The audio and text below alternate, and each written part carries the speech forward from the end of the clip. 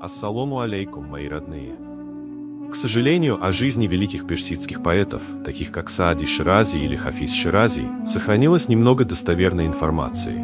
Большинство историй о них – это легенды и предания, которые передавались из уст в уста. Но есть один удивительный и реальный случай, связанный с жизнью Саади Ширази. Сегодня я расскажу вам эту историю. Саади в плену крестоносцев. Саади, один из величайших поэтов Востока, был не просто мастером слова, но и человеком, который прошел через невероятные испытания. Во время одного из своих долгих путешествий он оказался в Леванте, современной Сирия и Ливан, где шла война между крестоносцами и мусульманами. Саади, человек ученый и скромный, стал жертвой этих событий.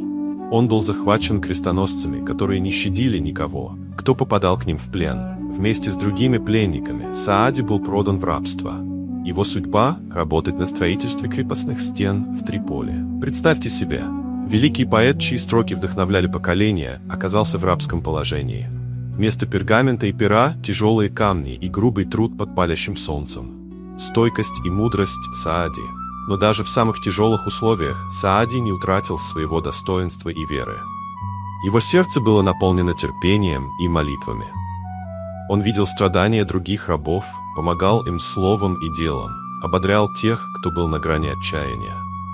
Саади понимал, испытания – это часть пути, и только тот, кто выдержит их, сможет по-настоящему осознать суть жизни. Однажды один из местных жителей, выходец из Шираза, узнал в Саади своего земляка. Услышав его имя, человек был потрясен. Как может такой великий поэт быть здесь в цепях? Этот человек решил выкупить Саади, заплатив за него значительную сумму.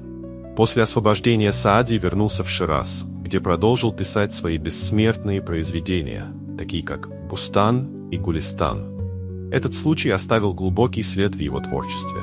Саади, прошедший через рабство, научился ценить свободу, сострадание и милосердие еще больше. Он писал о важности терпения, веры и человеческого достоинства, которое никто и никогда не сможет отнять. Эта история учит нас тому, что даже самые тяжелые испытания можно преодолеть, сохранив силу духа. Саади мог опустить руки, но он выбрал веру и стойкость. Так и мы должны помнить, что любые трудности временные, а главное – это оставаться людьми.